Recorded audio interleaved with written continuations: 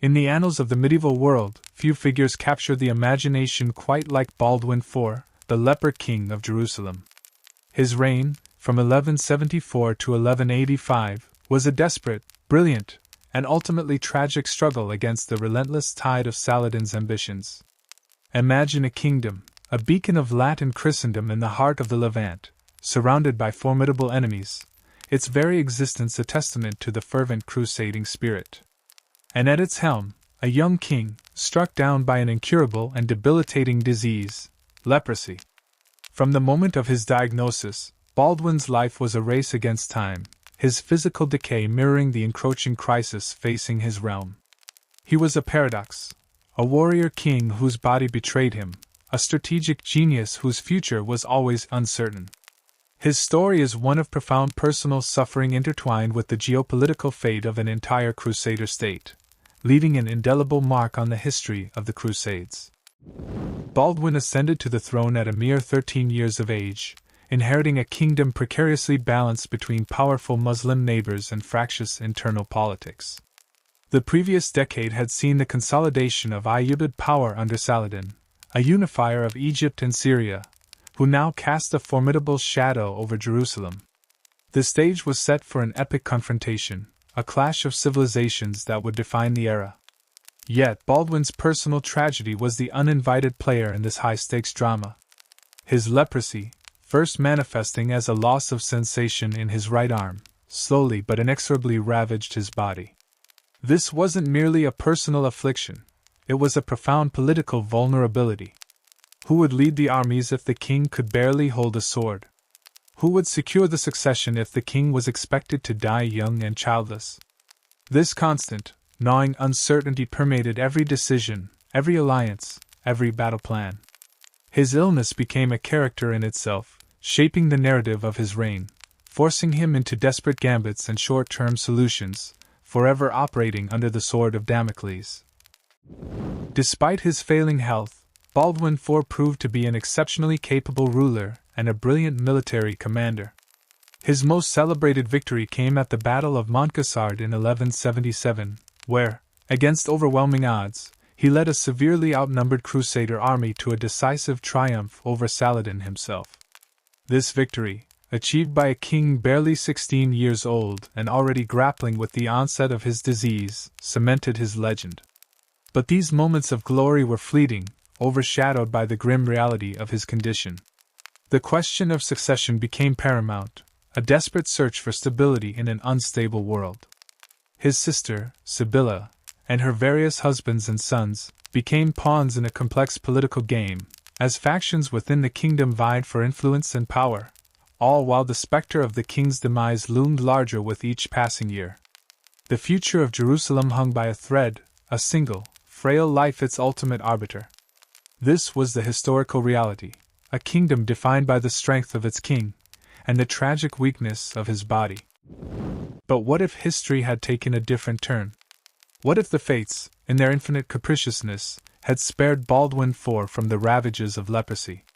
What if the brilliant young king, who displayed such strategic acumen and personal bravery, had been granted a full and healthy life?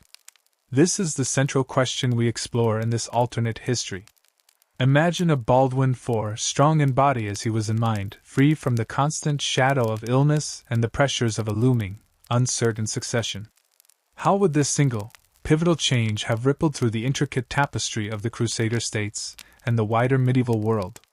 Would the kingdom of Jerusalem have merely endured, or would it have flourished, fundamentally altering the course of relations between East and West?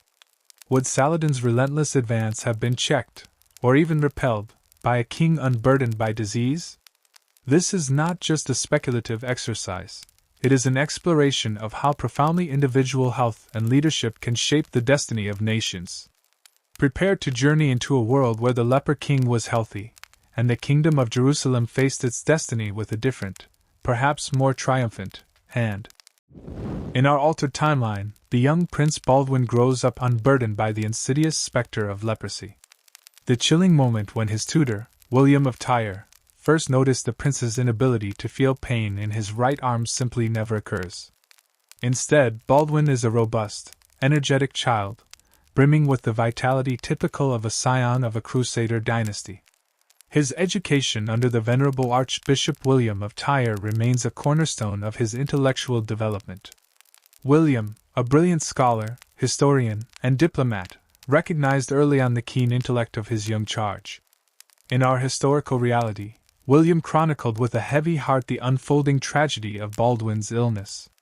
In this new reality, his chronicles might instead sing praises of a young prince who absorbed knowledge with remarkable speed and insight, showing an early grasp of military strategy, diplomatic nuance, and the complex political landscape of the Latin East. William's tutelage would have been even more effective, perhaps, with a student unencumbered by the distractions and physical discomfort that leprosy would eventually bring. Baldwin's education would still include the rigorous training in horsemanship, swordsmanship, and the art of command essential for any medieval prince, but with a crucial difference: his body would fully cooperate with his mind. Free from disease, Baldwin's inherent charisma and leadership potential would blossom without hindrance.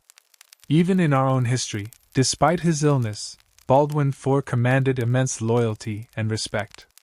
Imagine how much more pronounced these qualities would be in a physically unimpaired king. His early years would be marked by a natural aptitude for the knightly arts, excelling in tournaments and military exercises. This proficiency wouldn't just be about personal prowess. It would be a vital tool for inspiring his knights and solidifying his position as a credible military leader. He would participate fully in the strenuous life of a Crusader noble, riding long distances without fatigue, enduring the rigors of campaign without his body betraying him. This physical strength would translate into an aura of unwavering confidence, a king who could lead from the front, not just in spirit but in actual combat. His interactions with his peers and vassals would be less colored by pity or concern for his health, and more by admiration for his strength and wisdom. This would naturally foster stronger bonds and a more unified court around him. The absence of leprosy would profoundly alter Baldwin's consolidation of power. In the historical timeline, the question of his succession was a constant, destabilizing force, fueling factionalism between powerful nobles like Raymond of Tripoli and the Courtenay-Lusignan alliance. With a healthy Baldwin, the urgency and desperation surrounding his eventual demise would vanish. Instead, he would have the luxury of time, a priceless commodity for any medieval monarch. He could marry, produce an heir, and establish a clear dynastic line without the pressure of a ticking clock. This alone would quell much of the infighting that plagued Jerusalem. Without the need to rush a succession plan, Baldwin could carefully cultivate alliances, reward loyalty, and marginalize potential rivals over a longer period. His authority would be less challenged, as there would be no immediate vacuum for ambitious nobles to exploit. He wouldn't be forced into hasty decisions regarding the regency or the marriage of his sister Sibylla, which historically proved so divisive. A healthy Baldwin could also have engaged more directly and consistently in the administration of his kingdom. While historically he was still active, his energy levels and the progression of his disease surely limited his capacity for the grinding work of governance. In this alternate reality, he would be able to travel more extensively throughout his kingdom, personally inspecting fortifications, resolving disputes, and ensuring the loyalty of his various castellans and vassals. This direct engagement would strengthen royal authority and bind the disparate elements of the Crusader States more closely to the crown. He wouldn't need to rely as heavily on regents or advisors whose loyalties might be divided. This hands-on approach would allow him to build a personal network of loyal administrators and knights, solidifying his control over the bureaucracy and military apparatus. The chronic problems of absentee lordship and internal feuds would be significantly mitigated under a king who was consistently present and visibly capable. Crucially, a healthy Baldwin would project an image of undeniable strength to his external enemies, particularly Saladin. In our timeline, Saladin was acutely aware of Baldwin's illness and factored it into his strategic calculations, often waiting for the king's health to decline before launching major offensives. He saw Baldwin's frailty as a sign of the kingdom's eventual collapse. With a robust and vigorous Baldwin on the throne, Saladin would face a very different psychological and military challenge. The morale of the Muslim forces might be tempered by the knowledge that they faced a strong, long-reigning monarch, rather than a king on borrowed time. This psychological advantage for Jerusalem cannot be overstated. Saladin might be forced to adopt a more cautious approach, or perhaps seek different diplomatic solutions, knowing that a protracted struggle against a healthy, capable Baldwin would be far more costly and uncertain. The perceived weakness of the kingdom, so often linked to Baldwin's health, would simply not exist. Furthermore, the diplomatic landscape would be reshaped. European powers, who historically offered varying degrees of support, might be more inclined to invest heavily in the Kingdom of Jerusalem if its king was seen as a long-term, stable partner. Appeals for aid to the West would carry more weight, as they would be supporting a kingdom with a future, rather than one teetering on the brink. This could lead to a greater influx of resources, knights, and perhaps even influential figures from Europe, further bolstering Jerusalem's position. The sense of urgency and despair that often characterized relations with the West would be replaced by a more confident and strategic dialogue. Baldwin, with a longer projected reign, could cultivate these relationships over decades, fostering deeper ties and ensuring a more consistent flow of crusading support. This international standing would further insulate the kingdom from both internal dissent and external aggression, strengthening its overall fabric in ways our history could only dream of. The absence of leprosy also frees Baldwin from the moral and religious anxieties that often accompanied the disease in the medieval period. While Baldwin IV was largely spared the stigma, the prevailing views on leprosy as a divine punishment could still have subtly influenced perceptions of his reign. A healthy Baldwin would be seen unequivocally as favored by God, his victories a clear sign of divine approval. This would bolster his legitimacy and moral authority among his deeply religious subjects and knights. He would be the epitome of the warrior king, untainted by physical weakness, a living embodiment of the crusading ideal. This powerful symbolism, combined with his actual capabilities, would create an unshakable foundation for his rule. His personal piety, which was noted even in our timeline, would be seen as a source of strength, not a poignant contrast to his physical suffering. The Kingdom of Jerusalem, under such a king, would possess a leader who was not just politically astute and militarily capable, but also morally and spiritually unassailable in the eyes of his people. Finally, the very psychology of Baldwin himself would be different. While his historical resilience and courage in the face of his disease were extraordinary, imagine the unburdened mind of a king who did not have to constantly battle a deteriorating body. His mental energy could be entirely focused on the affairs of state, on strategy, on diplomacy, without the drain of chronic pain or the gnawing certainty of an early death. This shift in personal experience would undoubtedly lead to a more proactive, less reactive leadership style. He would not be fighting for survival against two fronts, his disease and Saladin, but solely against external threats. This singular focus would allow for more long-term planning, more ambitious projects, and a sustained effort to strengthen the kingdom's infrastructure and economy. A healthy Baldwin would be a king who fully expected to rule for decades, and who would build his kingdom accordingly, laying foundations for generations, rather than simply trying to hold the line until his inevitable end. The narrative of desperation would be replaced by one of confident, strategic expansion and consolidation. With a healthy and vigorous Baldwin IV on the throne, the internal dynamics of the Kingdom of Jerusalem would undergo a profound transformation. Historically, the declining health of the king created a power vacuum that ambitious nobles and their factions eagerly sought to fill. The struggle between the court party, often associated with Agnes of Courtenay, Sibylla, and the Lusignans, and the barons' party, led by figures like Raymond III of Tripoli, was a constant source of instability, weakening the kingdom from within. In our alternate timeline, Baldwin, unburdened by illness, possesses the invaluable asset of time and consistent energy to manage his powerful, often fractious, nobility. He would not be seen as a temporary figure whose decisions could be easily overturned by his successor. Instead, his long and anticipated reign would foster an environment where loyalty to the crown, rather than to a particular faction, would be more consistently rewarded. Baldwin's ability to project strong, stable leadership would allow him to implement policies designed to unify the kingdom.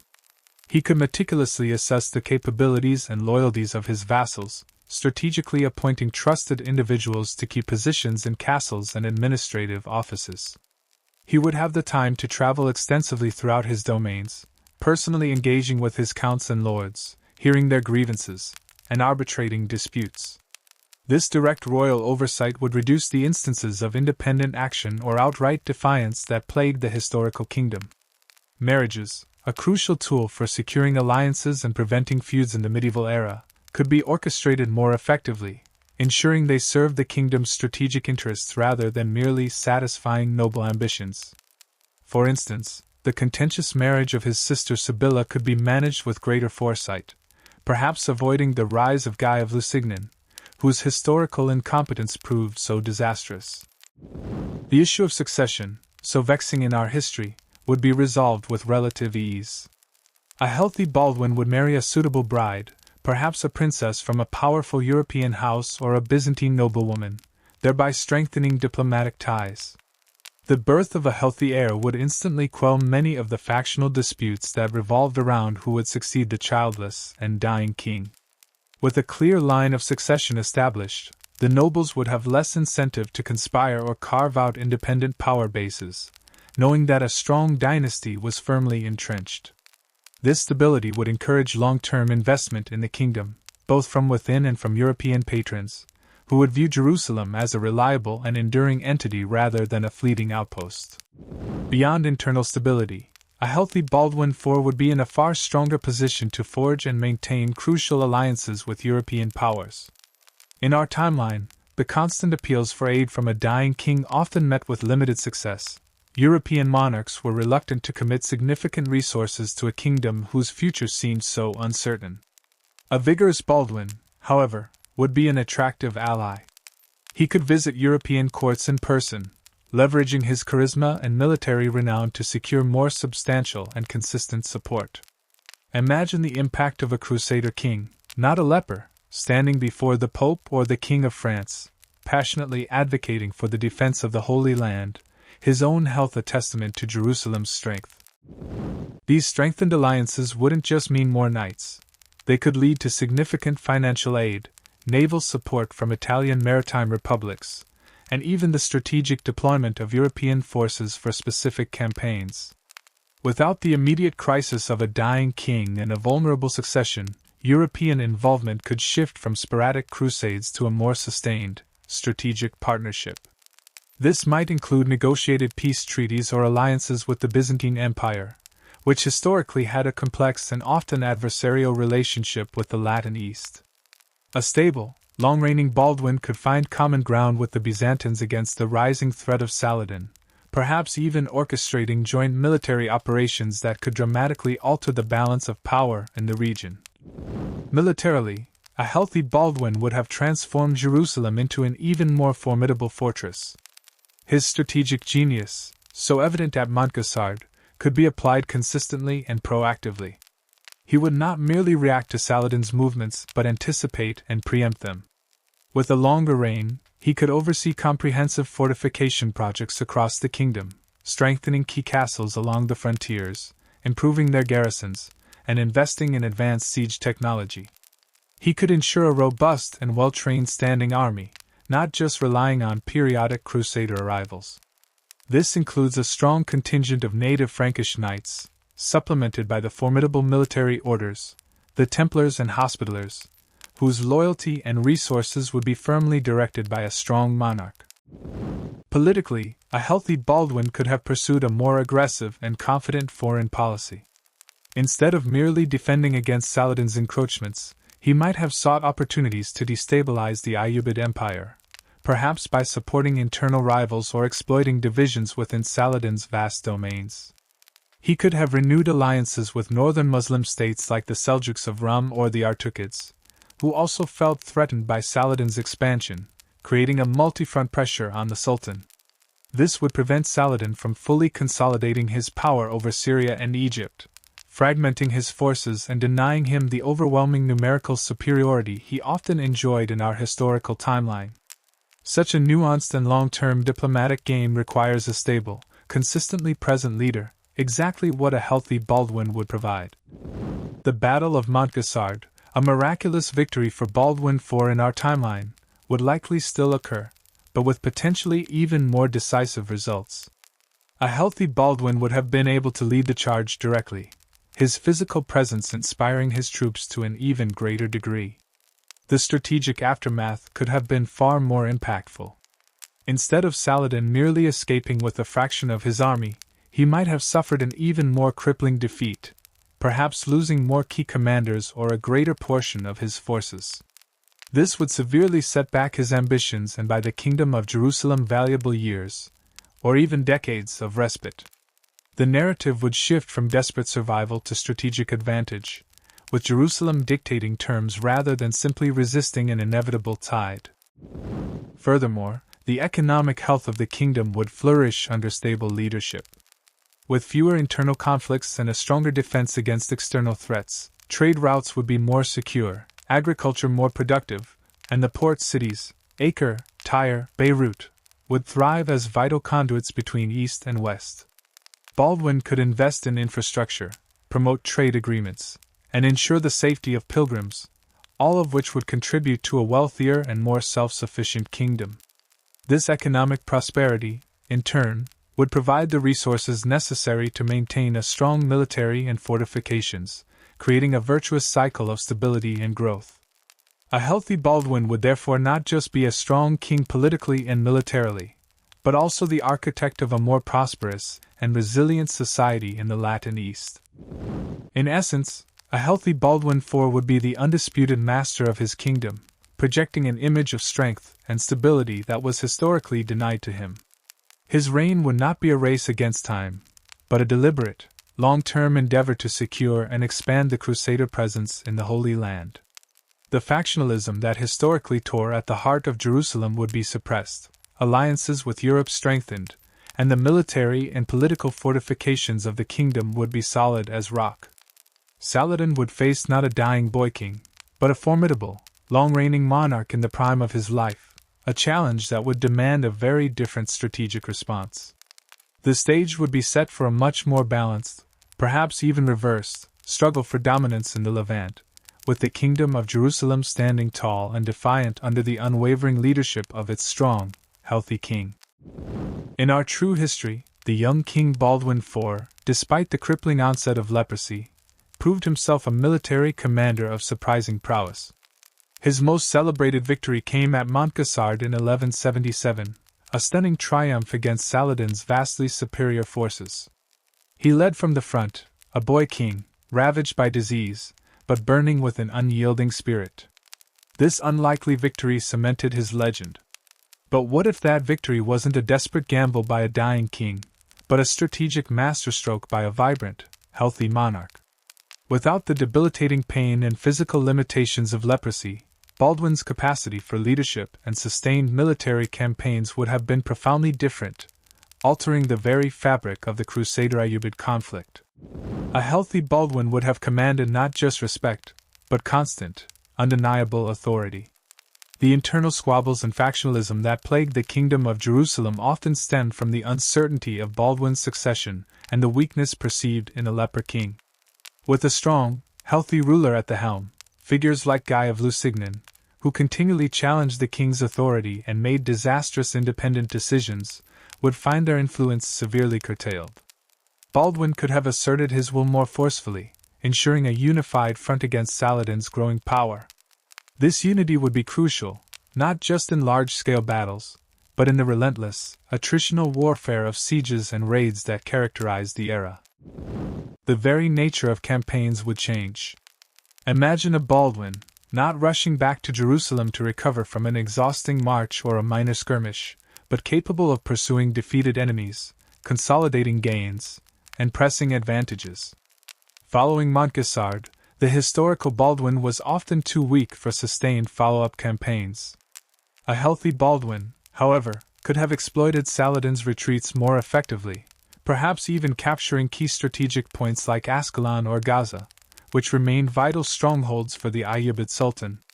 Such continuous pressure would have prevented Saladin from regrouping and rebuilding his forces as quickly as he did in our timeline, keeping him on the defensive. One of the most critical turning points in the Crusader kingdom's history was the disastrous Battle of Hattin in 1187. This battle, which led directly to the fall of Jerusalem, was the culmination of years of misjudgment, internal strife, and strategic blunders, many of which occurred during the regency of Guy of Lusignan while Baldwin was incapacitated. With a healthy Baldwin, the very circumstances leading to Hattin might never have arisen. For instance, the provocative raid by Reynold of Chatillon on a Muslim caravan, which ignited Saladin's final, furious offensive, might have been prevented by a king with tighter control over his unruly vassals. Even if Saladin's full-scale invasion still occurred, the Crusader response would be drastically different. Instead of the fractured leadership that led the army into a waterless trap at Hattin, a healthy Baldwin would have likely commanded the forces himself. His military acumen, already proven at Montcassard, combined with his unparalleled authority, would have allowed for a more cautious, strategic approach. He might have avoided the forced march across a parched landscape, perhaps choosing a defensive stand near a water source, or employing guerrilla tactics to harass Saladin's supply lines rather than engaging in a pitched battle under such disadvantageous conditions.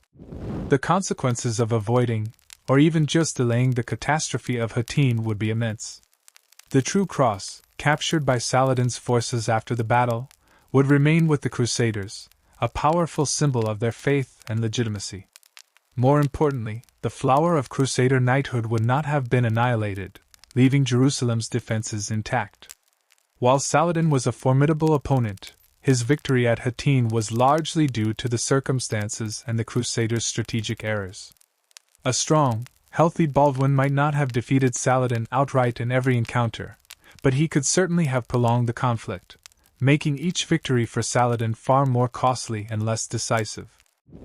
The fall of Jerusalem in 1187, a direct consequence of Hattin, would also be averted, at least temporarily. With a unified, intact army and a king capable of leading its defense, the city could have withstood a siege for far longer, perhaps even forcing Saladin to withdraw due to attrition or the arrival of reinforcements. This delay would allow precious time for calls for aid to reach Europe, potentially galvanizing the Third Crusade into an earlier, more focused intervention. The geopolitical landscape of the Levant would be profoundly altered, with the Crusader kingdom retaining its capital and its symbolic heart for an extended period, shifting the balance of power in a region constantly on the brink of war. In this alternate timeline, Baldwin IV, the healthy king, would not be remembered as the Leper King, a tragic figure who defied his fate, but as Baldwin the Great, a military genius and a steadfast leader who preserved the kingdom of Jerusalem against its most formidable foe. His legacy would be one of enduring strength, not valiant decline. The Crusader States, rather than collapsing in the face of Saladin's might, would find a renewed stability, forever changing the narrative of East-West relations in the medieval era. The echo of Montcassard would not be a fleeting triumph, but the opening salvo in a prolonged, more evenly matched struggle for dominance in the Holy Land. In our history, Baldwin IV's diplomatic efforts were often overshadowed by his military struggles and his declining health. His attempts to forge alliances, particularly with the Byzantine Empire, were hampered by internal dissent within Jerusalem and the very real uncertainty surrounding his succession. A leper king, whose reign was inherently precarious, found it difficult to project the long-term stability necessary for enduring diplomatic partnerships. However, remove the shackles of leprosy, and Baldwin IV emerges not just as a formidable warrior, but as a shrewd and capable diplomat, free to engage with the complex political tapestry of the Eastern Mediterranean and Western Europe on his own terms. One of the most crucial relationships for the Kingdom of Jerusalem was with the Byzantine Empire. Historically, this alliance was a fragile one, often strained by competing interests and cultural differences. Emperor Manuel I Komnenos, a powerful and ambitious ruler, initially sought to cooperate with the Crusaders. However, his death in 1180, followed by a period of Byzantine instability, made sustained cooperation difficult.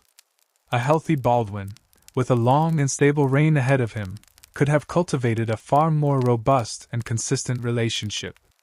He might have secured stronger military assistance, particularly naval support, which was always a critical deficiency for the landlocked Crusader kingdom. Joint naval operations against Saladin's Egyptian fleet could have been devastating, potentially cutting off his access to vital resources and reinforcements. Beyond military cooperation, a stable Baldwin could have leveraged Byzantine influence for economic benefits. Trade routes, access to Byzantine markets, and even financial subsidies could have bolstered Jerusalem's struggling economy, allowing for better fortifications, larger garrisons, and more ambitious infrastructure projects. This economic strength, coupled with military security, would make the kingdom a far more attractive and viable entity in the eyes of Western European powers, inspiring greater commitment to its defense. Dynastic strength and marriage alliances were cornerstones of medieval diplomacy. In our history, the question of Baldwin's successor was a constant source of anxiety and manipulation, leading to the disastrous marriage of his sister Sibylla to Guy of Lusignan. A healthy Baldwin, however, would have been able to secure more advantageous and politically stable marriages for his relatives, or even for himself. Imagine a marriage between Baldwin and a Byzantine princess, or a powerful noblewoman from a significant European house. Such an alliance would not only secure an heir, but also forge an unbreakable bond with a major power, guaranteeing long-term support and investment in the Holy Land. This personal connection would be far more potent than any treaty, creating a web of familial obligations that extended across kingdoms. The fragmentation and infighting among the Crusader States, the Kingdom of Jerusalem, the Principality of Antioch, and the County of Tripoli, were chronic weaknesses that Saladin expertly exploited. In our timeline, Baldwin's illness often prevented him from traveling extensively or forcefully asserting his authority over these sometimes recalcitrant vassals. A healthy Baldwin, however, could have been a much more hands-on monarch. Regular visits, strong diplomatic pressure, and the undeniable prestige of a capable, long-reigning king could have fostered greater unity and coordination. He could have intervened more effectively in disputes between nobles, preventing localized conflicts from escalating and weakening the overall Crusader front. Consider the political rivalries, such as that between Raymond III of Tripoli and Guy of Lusignan. These feuds significantly undermined the kingdom's stability. A healthy Baldwin would have had the political capital and physical ability to mediate these disputes more effectively, perhaps even by stripping disruptive vassals of their power or by granting lands and titles strategically to create loyalty. His direct personal involvement would have lent weight to his decisions, making them harder to ignore or defy. This cohesive leadership would have presented a far more formidable challenge to Saladin, who thrived on Crusader disunity. Furthermore, a healthy Baldwin's extended reign would allow for greater strategic planning and long-term projects. Instead of reactionary responses to Saladin's advances, Jerusalem could have initiated proactive measures, such as strengthening key border fortresses, investing in intelligence networks, or even launching preemptive strikes when opportune. His consistent presence would ensure that policies were carried through, and alliances were maintained, rather than crumbling with each shift in royal health or regency. This long-term vision would be invaluable in a region where political landscapes could shift dramatically with every season. In Western Europe, the appeals for aid from a healthy, capable Baldwin would resonate far more strongly. Kings and nobles would be more inclined to commit resources and manpower to a stable, well-led kingdom, rather than a failing state teetering on the brink of collapse.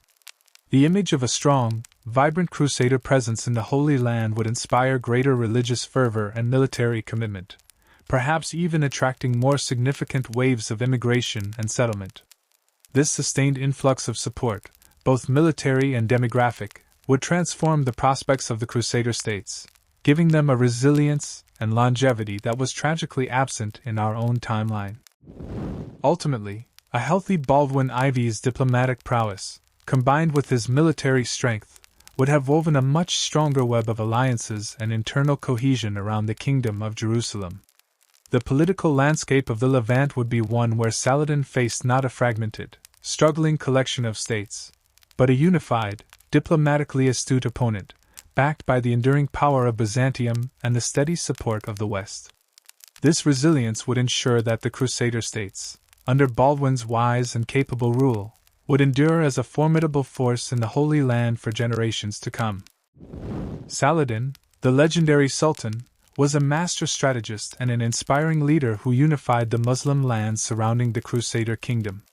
In our history, he faced a Jerusalem weakened by a Leper King and internal strife, allowing him to systematically dismantle Crusader power. But what if Saladin had encountered a different Baldwin, a healthy, vigorous monarch who commanded absolute loyalty and pursued a coherent, aggressive strategy? This shift would not merely alter the Crusader States' fate. It would fundamentally reshape Saladin's campaigns, challenging his dominance and potentially altering the very course of the Ayyubid Sultanate. A healthy Baldwin IV would have posed a significantly greater military threat. As we explored, his capacity for sustained campaigns and unified command would have led to a more effective defense and potentially more successful offensive actions. Saladin's strategy often relied on wearing down his opponents, exploiting their weaknesses, and then delivering a decisive blow. Against a healthy Baldwin, these tactics would be far less effective. Instead of a desperate Montgassard, Saladin might have faced multiple, well-executed Crusader counterattacks, making his own victories more costly and his losses more severe. The constant pressure would force Saladin to be more cautious, diverting resources to defense rather than focusing solely on expansion. The critical resource for both sides was manpower. Saladin's ability to call upon unified forces from Egypt, Syria, and Mesopotamia was a huge advantage. However, continuous, hard-fought campaigns against a formidable Baldwin would deplete his resources and strain his alliances. Prolonged sieges, failed assaults, and heavy casualties would make it increasingly difficult for Saladin to maintain the unwavering loyalty of his emirs and the morale of his troops. Dissension within the Ayyubid ranks, suppressed in our timeline by Saladin's overwhelming success, might have found fertile ground in repeated stalemates, or costly defeats against a strong Crusader king. Could Saladin have been defeated or forced into treaties? Without the decisive victory at Hattin, the rapid collapse of the Crusader kingdom would be averted. Saladin's greatest triumphs, the capture of Jerusalem, Acre, and other major cities, were consequences of that single, catastrophic battle. Without it, Saladin would face a long, arduous struggle against a resilient and well-led opponent. While unlikely to be utterly defeated, in the sense of losing his entire empire, Saladin might have been compelled to accept a more unfavorable peace treaty, recognizing Crusader sovereignty over a larger territory and perhaps even ceding some captured lands. The balance of power in the Middle East would shift dramatically. In our history, Saladin's triumph established Ayyubid hegemony and profoundly diminished the Crusader presence. In an alternate timeline, with a healthy Baldwin, the Crusader kingdom would remain a significant, independent power. This enduring Crusader presence would create a continuous geopolitical checkerboard, where neither side could achieve absolute dominance. Saladin's ambitions for a unified Islamic empire, unhindered by the Franks, would be constantly challenged by a strong, proactive Jerusalem. This sustained rivalry would have ramifications far beyond the Levant. The pressure on Saladin from a resilient Crusader kingdom might prevent him from consolidating his power as effectively in other regions. His attention and resources would be constantly drawn to the west, potentially leaving his eastern borders more vulnerable or slowing his expansion into North Africa. This might give rise to other regional powers or allow existing ones to resist Ayyubid influence more successfully. The ripple effect could alter the course of entire dynasties in the broader Islamic world. The Third Crusade, historically a response to the fall of Jerusalem, would either be avoided or take a completely different form. If Jerusalem remained unconquered, the casus belli for figures like Richard the Lionheart and Philip Augustus would be absent. Instead, a strong Baldwin might invite Western European monarchs to assist in expanding the Crusader kingdom, perhaps targeting Egypt directly, which was always seen as the strategic heart of Saladin's power. This proactive rather than reactive intervention would completely redefine the nature of the Crusades and their objectives. The very image and legend of Saladin would be different. In our history, he is the unifier, the victor who reclaimed Jerusalem.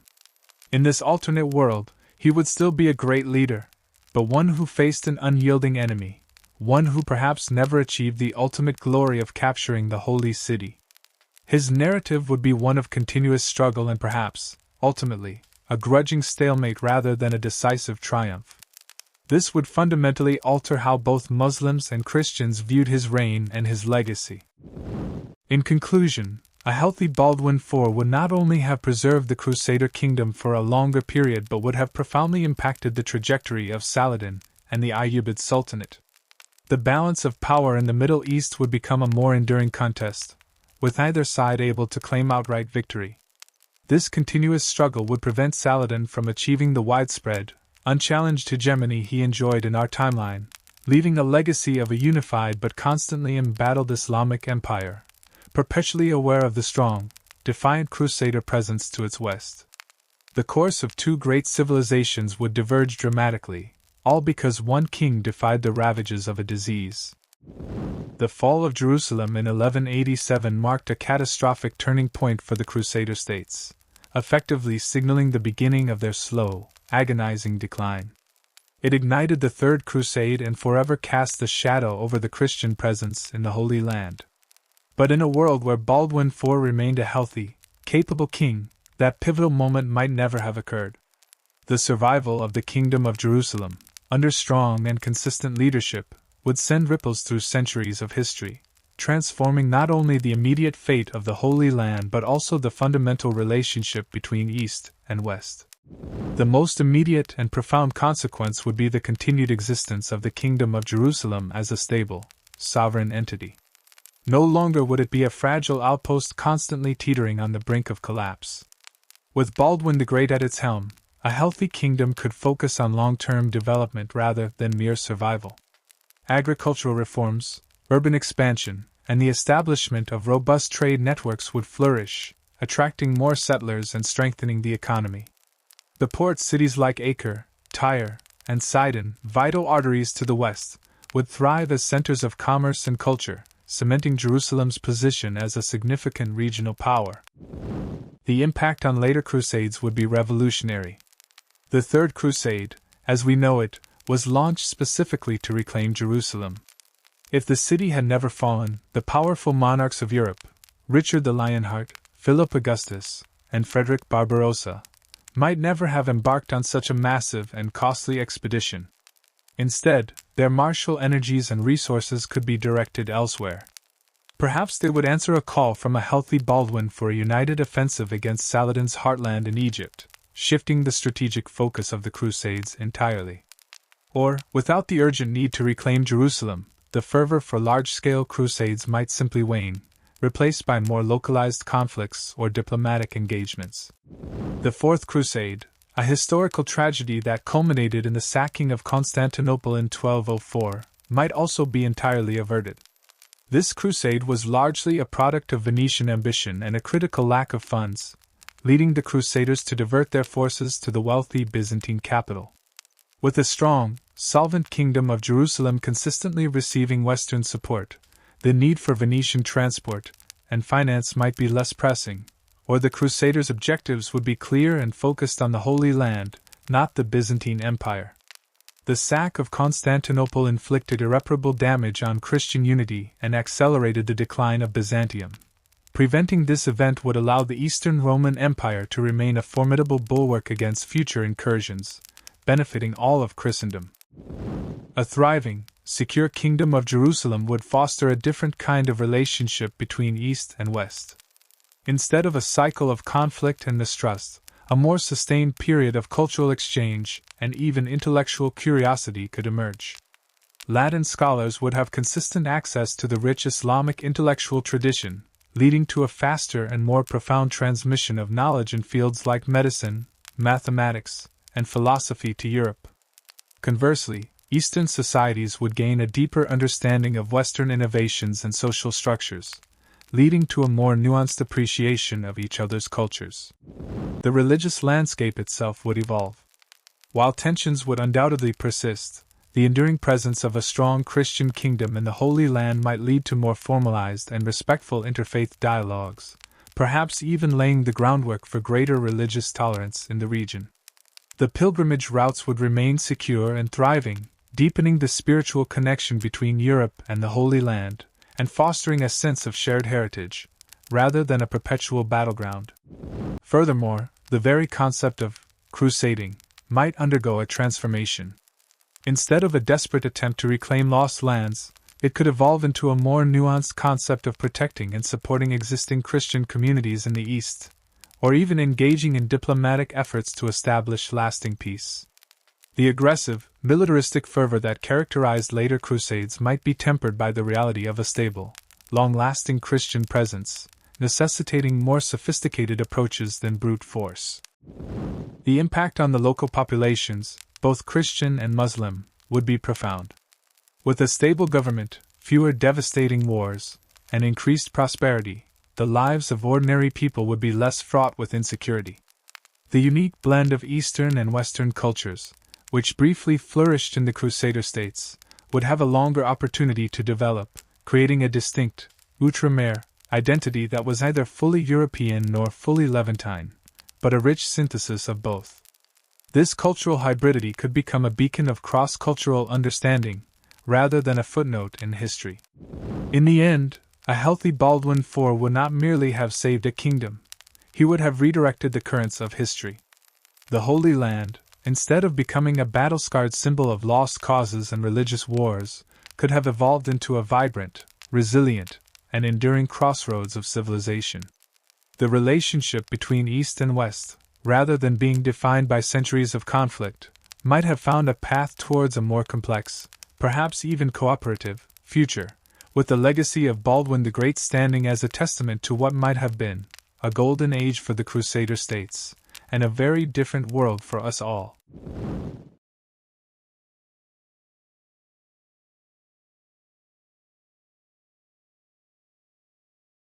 Our journey through this alternate history has painted a vivid picture of a world profoundly different from our own. We've seen how the absence of leprosy in King Baldwin IV could have fundamentally reshaped the destiny of the Kingdom of Jerusalem. No longer would it be a realm plagued by internal dissent and the specter of an uncertain succession. Instead, under a healthy and dynamic Baldwin, Jerusalem would emerge as a unified, militarily formidable, and diplomatically shrewd power. The catastrophic defeat at Hattin, the fall of Jerusalem, and the subsequent Third Crusade would all likely be averted, replaced by a prolonged and more balanced struggle against Saladin, potentially forcing the great Sultan into less glorious terms. This single point of divergence, the health of one king, would have sent ripples across the entire medieval world. The Byzantine Empire might have found a stronger, more reliable ally, potentially averting the tragedy of the Fourth Crusade and preserving Christian unity. Western Europe, instead of rushing to the rescue of a failing kingdom, might have engaged in more proactive and strategic interventions, perhaps even uniting with Jerusalem to expand the Christian presence in the Levant. The very nature of the Crusades, from desperate reclamation efforts to strategic expansion or even sustained diplomacy, would have been utterly transformed. Perhaps most significantly, the long-term relationship between East and West, often defined by conflict in our history, might have evolved into something far more nuanced. A stable, enduring Kingdom of Jerusalem could have fostered centuries of cultural exchange, intellectual cross-pollination, and even interfaith dialogue.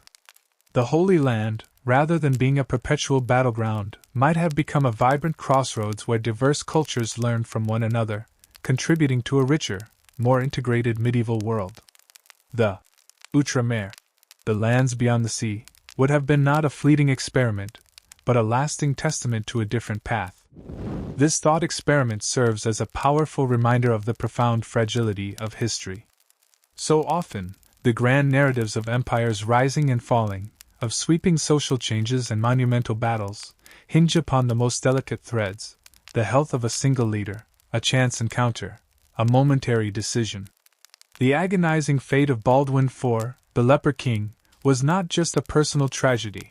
It was a catalyst that reshaped the destiny of nations, sending a cascade of consequences through centuries of human endeavor. In a different world, the banners of the Kingdom of Jerusalem might still fly proudly over its sun-drenched walls, a testament to a resilient and unified Christian presence in the heart of the Levant. But in our reality, the true history unfolded with its own harsh logic, a poignant narrative of a young king's valiant struggle against an incurable disease, and the inexorable march of a formidable foe. And so, we are left to ponder the tantalizing, what if one man's personal suffering had not coincided with the dawn of a powerful empire, and the fate of the Holy Land had been written by a different hand?